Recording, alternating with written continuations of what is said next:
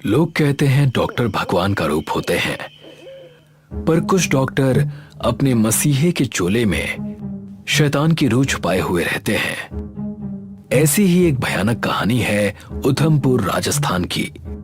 ये है उधमपुर का एक छोटा सा अस्पताल, जहां डॉक्टर साहब अपने आखिरी मरीज को देख रहे हैं। भाई, बस ये दवा सुबह सुबह खा लेना और टाइम पर खाना खाना, ठीक हो जाओगे। ठीक है डॉक्टर साहब। मरीज वहां से चला जाता है। डॉक्टर साहब अपना बैग पैक करके घर के लिए निकलने को तैयार हो जाते हैं। जैसे ही वो कुर्सी से उठते हैं, उन्हें एक सरसराहट महसूस होती है, जैसे कोई बाहर है। कोई है क्या वहां? कौन है बाहर? डॉक्टर साहब को लगा कि शायद कोई मरीज रह गया है। अरे, कोई मरीज रह गया है क्या? जल्दी आओ, मुझे घर के लिए निकलना भी है। ये कहकर डॉक्टर साहब आंख बंद करके कुर्सी पर बैठ जाते हैं। ऐसा लग रहा है जैसे डॉक्टर साहब थके हुए हैं। तभी एक डरावनी आहट सुनाई देती है, जैसे कोई चुपके से अंदर घुस आया हो और उनके सामने खड़ा हो। बताओ, क्या तकलीफ है?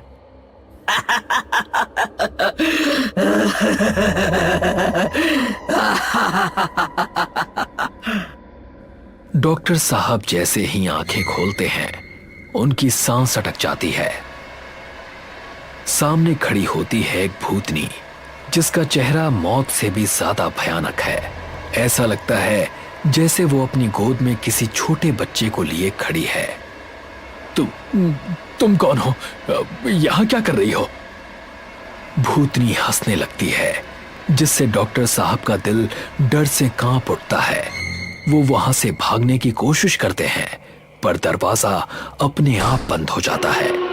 भूतनी उन पर झपट पड़ती है और उनका खून चूसकर गायब हो जाती है। अगले दिन गांव के सारे लोग अस्पताल में जमा हो जाते हैं। वो देखते हैं कि डॉक्टर की लाश जमीन पर पड़ी है। ऐसा लग रहा है जैसे किसी ने लाश को नोच नोच कर खा लिया हो।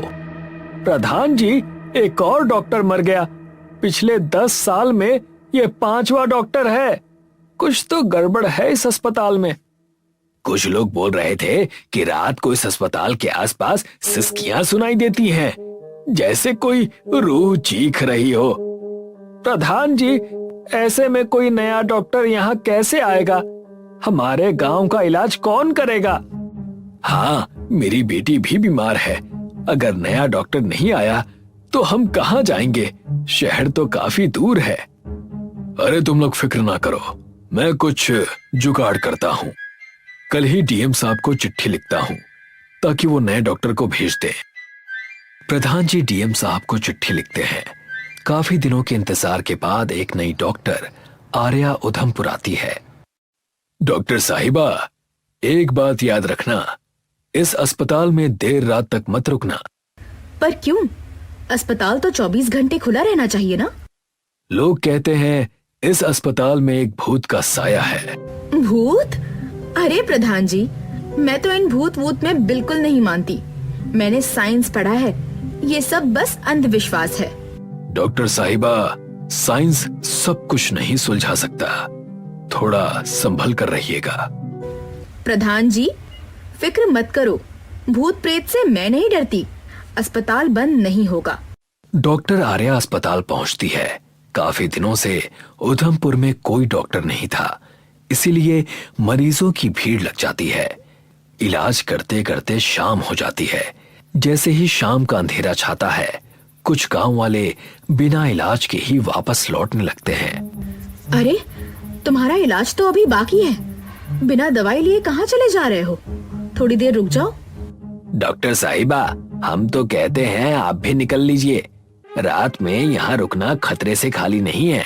वो भूतनी कभी भी आ सकती है। तभी एक जोर से ग्लास टूटने की आवाज आती है। ये सुनते ही सारे मरीज डर के मारे अस्पताल से भाग खड़े होते हैं। अरे भागो रे, भूतनी आ गई। अरे डरो मत, बस मेरे हाथ से ग्लास गिर गया था। आर्या ये सब देखकर सोच में पड़ जाती है और फैसला करती है कि गांव वालों के डर को दूर करने के लिए वो खुद रात को अस्पताल में रुकेगी। गांव वालों का डर खत्म करने के लिए मुझे तो रात में यहीं रुकना पड़ेगा। आर्या अस्पताल में रुकती है, दरवाजा बंद करती है और सो जाती है। रात के सन्नाटे में अचानक दरवाजा खटखटाने की आवाज गूंजती है।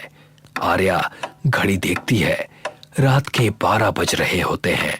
इतनी रात गए, कौन आ गया? शायद किसी गांव वाले की तबीयत खराब हो गई, देखती हूँ। आर्या ये सोच ही रही थी कि दोबारा दरवाजा खटखटाने की आवाज आती है। वो दरवाजा खोलती है और सामने एक भूतनी खड़ी होती है। ऐसा लगता है जैसे उसकी गोद में एक छोटा बच्चा है। डॉक्टर साहिबा, मेरे छोटे बच्चे को बचा लो। आर्या डर से कांपते हुए भूतनी की गोद में झांकती है, पर वहां कोई बच्चा नहीं होता। यहाँ कोई मरीज नहीं है, जाओ यहाँ से। भूतनी आर्या की बात सुनकर अपनी गोद देखती है और वहां से चली जाती है। आर्या अपनी वैज्ञानिक सोच के कारण उसे एक भ्रम समझकर टाल देती है और सो जाती है। उस रात उसे भयानक सपने आते हैं। एक औरत का चेहरा जो उसकी तरफ चीख रही होती है।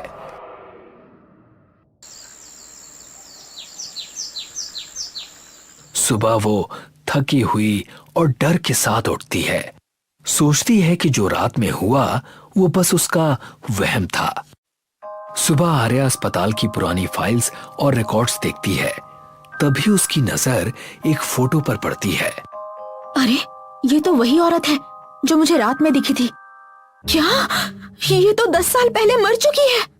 आर्या डॉक्यूमेंट पढ़ती है और उसे पता चलता है कि वो औरत 10 साल पहले इसी अस्पताल में खुदकुशी कर चुकी थी।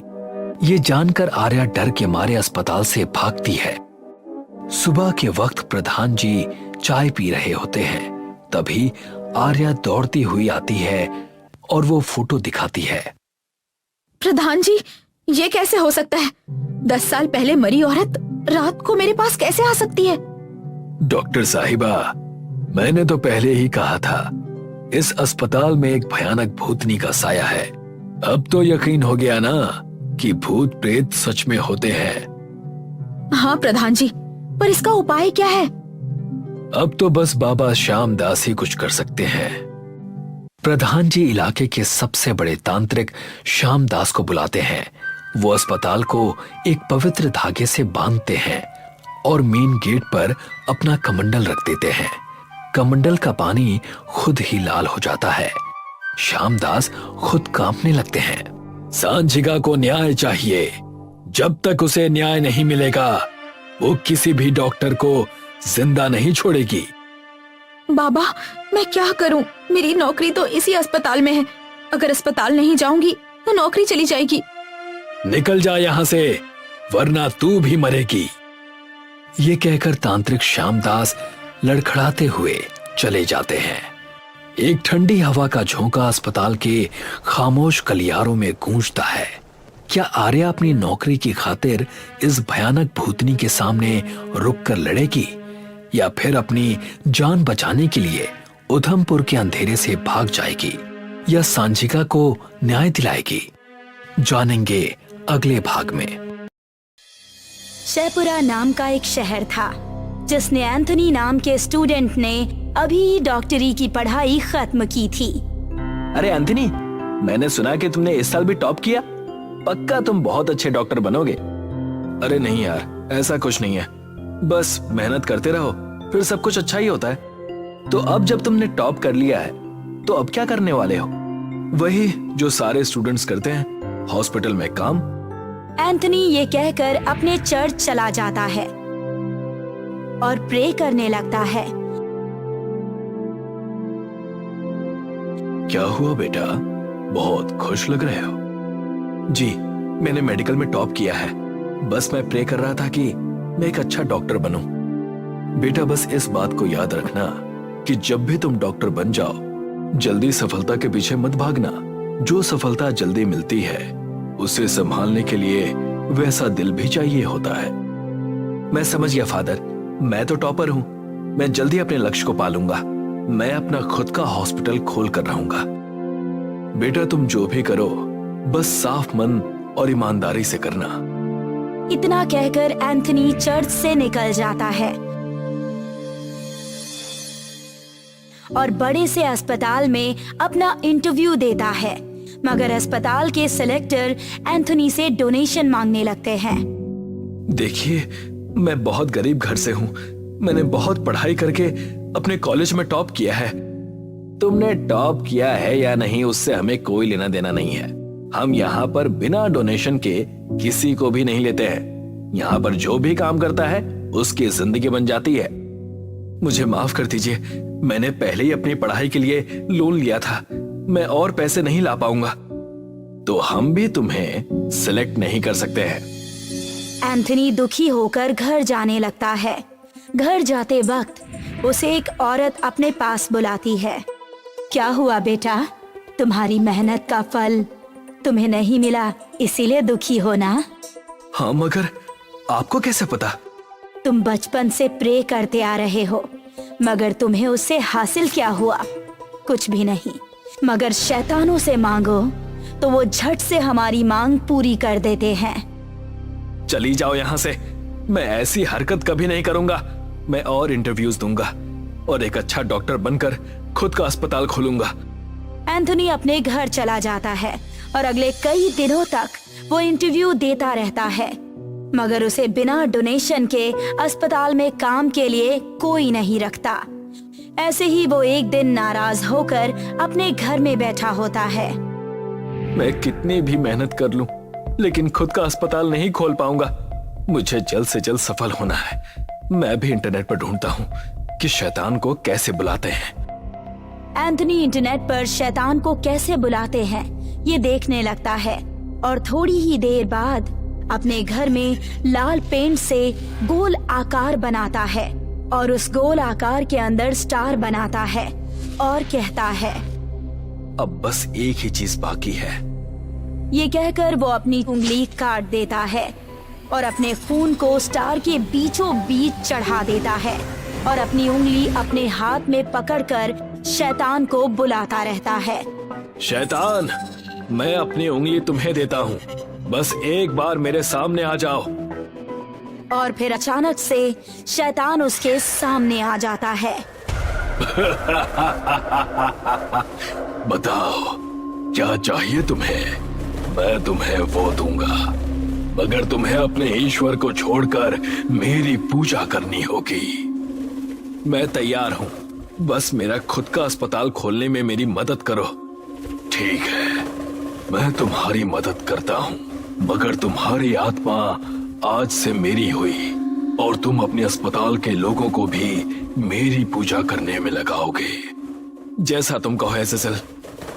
ये कहकर एज़ेज़ेल वहाँ से चला जाता है और थोड़े ही दिन बाद एक बहुत बड़े बिजनेसमैन का फोन एंथोनी को आता है और वो बिजनेसमैन एंथोनी को एक हॉस्पिटल बनाने के काम के लिए पैसे दे देता है।